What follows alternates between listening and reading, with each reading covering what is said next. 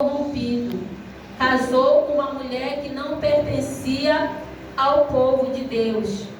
E vemos aqui que o próprio rei, o líder, o próprio rei ali, ele trouxe costumes da sua esposa para dentro do povo de Israel. Sabemos aqui que eles começaram a fazer coisas que não agradavam a Deus.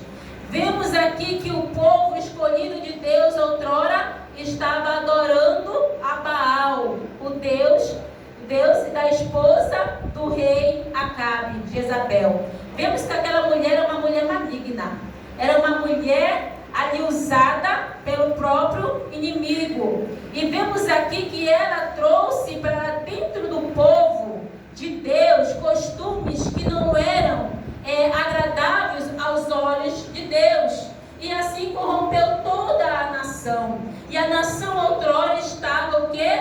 Afastado de Deus. Outrora a nação de Israel tinha abandonado ao Senhor. E vemos aqui que nos mandamentos de Deus fala que não se deveriam adorar a outro Deus senão o Deus de Israel, o próprio Deus. O Senhor não aceitava de Israel adoração a outro Deus. Então vemos aqui que quando o Senhor ele queria que a nação se voltasse para ele usava métodos para trazer o povo de volta à presença dele. Quais eram os métodos? Ele usava o próprio inimigo, muitas das vezes, para castigar o povo dele, para trazer eles de volta à presença de Deus.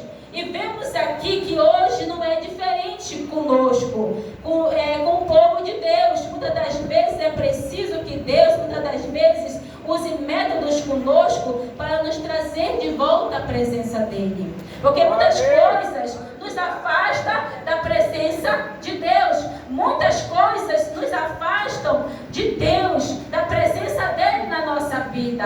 Então vemos aqui que o povo de Israel estava necessitando de uma volta ao Senhor, estava necessitando da presença de Deus, o povo estava necessitando de Deus. E vemos aqui que Acabe, ele estava o quê? Com os olhos vendados, ele estava ali, ele estava sem rumo e sem direção. Então vemos aqui que Elias, homem de Deus, profeta de Deus, porque naquela época o profeta era o porta-voz, era o próprio Deus naquela época.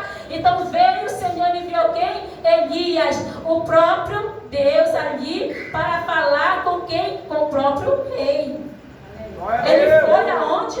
Com o próprio rei, com o próprio líder. E vemos aqui que quando Elias se apresentou diante de Acabe, vemos ali que ele transmitiu a palavra do Senhor. Disse assim: olha, diante das minhas palavras, não vai chover 3 anos e meio aqui nesta cidade, em nenhum lugar. Vai haver chuva, não vai haver água, vai haver seca e não vai haver